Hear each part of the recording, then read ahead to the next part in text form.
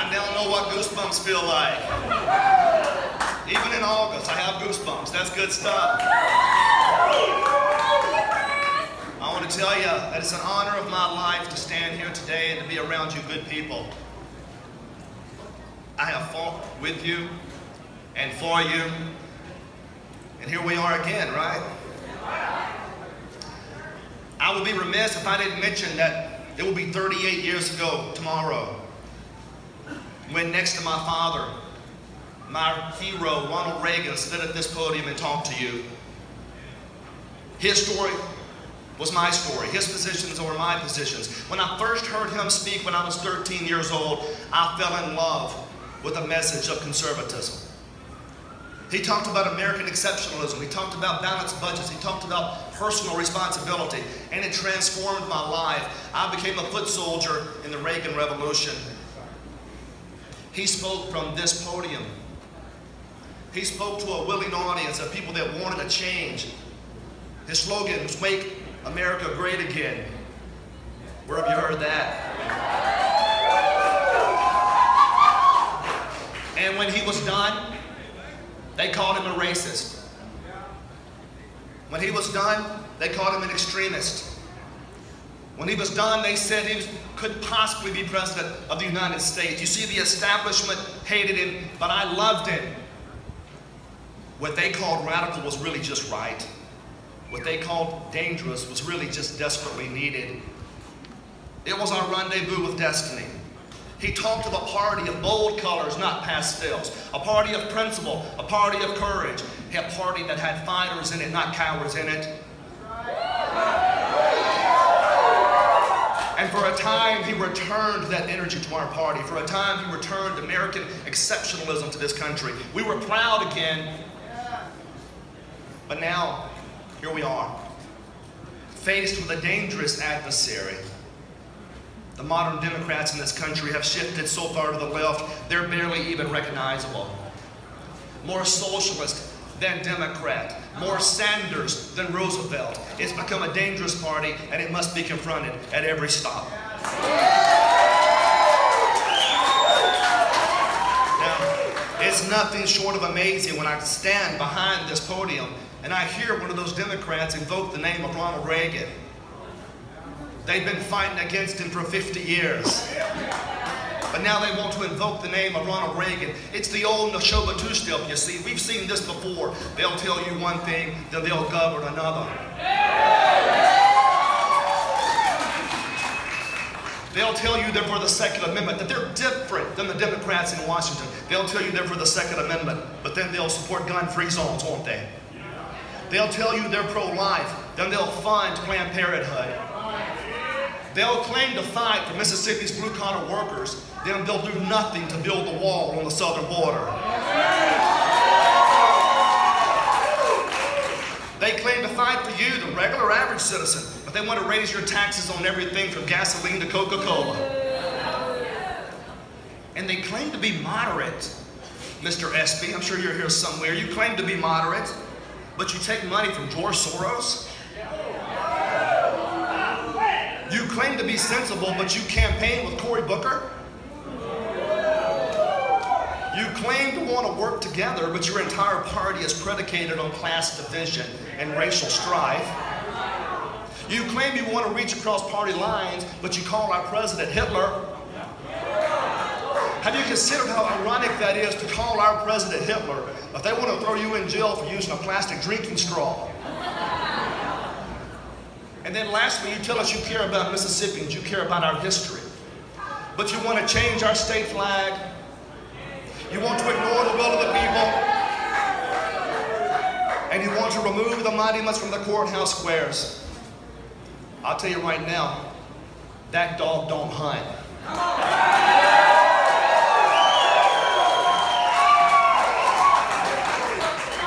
We've already been fooled by Jimmy Carter once, never again. Never again. But I will give the Democrats credit, albeit small. Their lurch towards socialism has redefined the political center in this country. And there are elements within my own party that are rushing toward what the Democrats have vacated. Elements within my party that have become more Democrat than Republican. More progressive than conservative. My party has fallen prey to this redefinition, and the bold party of Reagan has now become the pastel color of Lindsey Graham. Dominated by lobbyists, by insiders, by wealthy elites seeking favor. They campaign to balance the budget, then they vote against the penny plan. They campaign to care for life and the unborn, but they maintain the funding of Planned Parenthood. They tell you they're going to build a wall, but then they take millions from the biggest amnesty proponent in the country, the U.S. Chamber of Commerce. We've seen this before, and we're sick of it. In fact, Mr. Espy, Mr. Berrio, your party has become so successful in infiltrating my party that right now you have mega donors in the Republican and the Democrat Party giving big money to candidates in the Republican Party. And on the big issues of the day, the real big issues, those very candidates are always silent, aren't they? They don't want to offend their donors. They don't want to offend the special interests. They don't want to offend the lobbyists. Between crossovers and party switchers, our national party has created a party of excuses, not principles. A party of compromise, not courage. And a party of surrender, not fighters. We stand here to restore the party of Reagan for conservatives.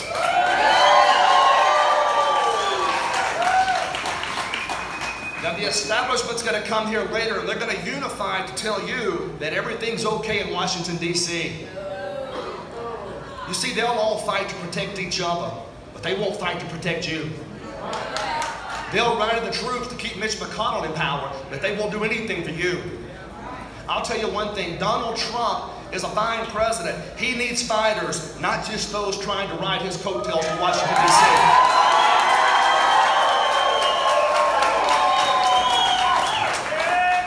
So the system has to be challenged. The money changers have to find new homes. We're at war with a philosophy. There is no right versus left. There's only up versus down. Up toward liberty or down toward tyranny. Because those groups in our parties, that small number of Republicans and that large number of Democrats, whether the hardened socialism of the Democrats or the soft progressivism of the Republicans, they've gotten together and they forced this country down a slow slide into the abyss. We are slipping into the swamp. Surrender after surrender, compromise after compromise, backroom deal after backroom deal, we find ourselves not recognized in our country. And I'll tell you this, conservatives have compromised enough.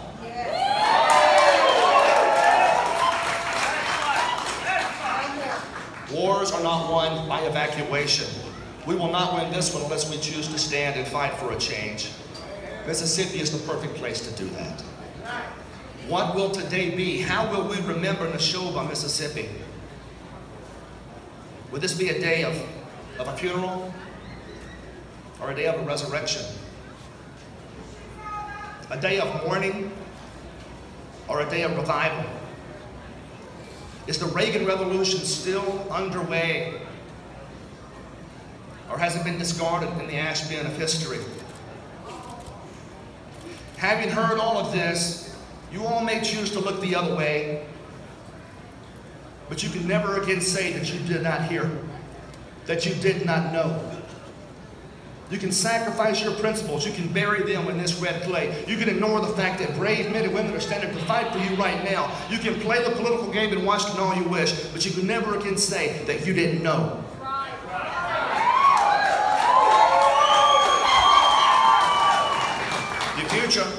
The future doesn't belong to the lighthearted.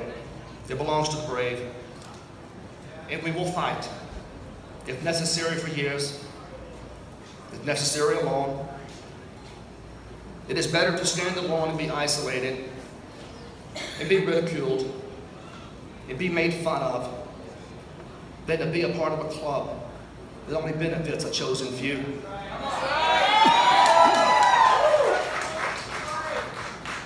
Let me be clear. Mock us, ridicule us, make fun of us, assassinate our characters, if you will.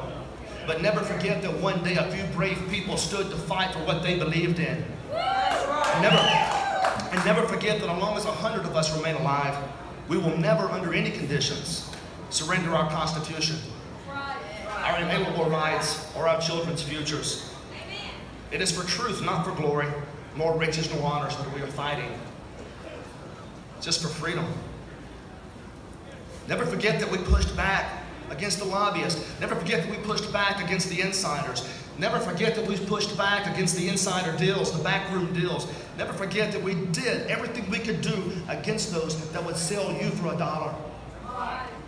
Let the world know we didn't want to be a part of that club. The establishment has to be challenged at every level. They have to be beaten at every level. Donald Trump can't do this alone. And now is our time for choosing. But I'll tell you this, if you bury us here today,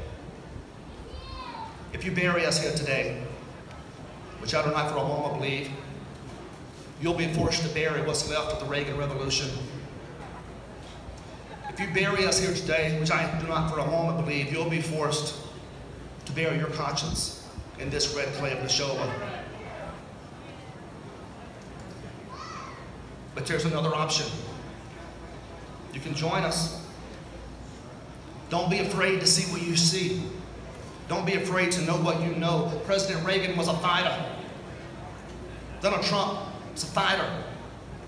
Now is our time for choosing. Will we be fighters or cowards? Will we stand and hold the gap in Mississippi, or allow the establishment to sweep us away? So you bury him here.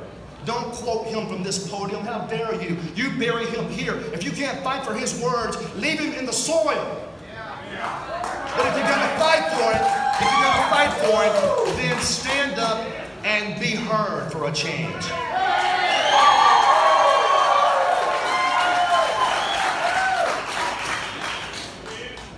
I'm going to wrap up. But I want this to be a wake-up call, not just for this race, but all races. Every race matters at this stage. In the long history of the world, only a few generations have been given the opportunity to defend freedom in its hour of maximum danger. We should not shrink from that responsibility. We should welcome it. This time we have a choice, Mississippi. We have a choice between far more than just political personalities, far more than political programs, far more than promises. It's a choice of what sort of people we want to be and what sort of country we want to leave our children. Many years from now, you let them speak of us, these brave few that stood one last time. You let them remember our names. You let them remember the mark we made at Neshoba. You let the battle cry go forth that you and I have a rendezvous with destiny. We will preserve for our children this, the last best hope of man on earth. Or we will sentence them to take the first step into 1,000 years of darkness. If we fail here, at least let our children and our children's children say of us that we justified our brief moment here, that we did all we could do. America is the greatest, most freest, wonderful country in the entire world.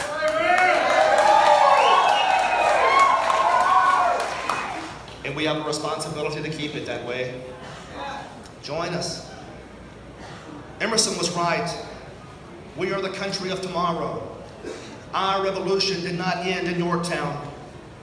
More than 2 centuries later, we remain on a voyage of discovery, a land that has never become, but is always becoming. My fellow Mississippians, I want you to know that I have always had the highest respect for you, all of you, for your common sense, for your intelligence, for your decency. I have always believed in you and what you can attempt and accomplish for yourselves and for others. I still believe in hope. I still believe in Ronald Reagan's dream for this country. I still believe in conservatism, and I still believe the Republican Party can save this country if given the opportunity.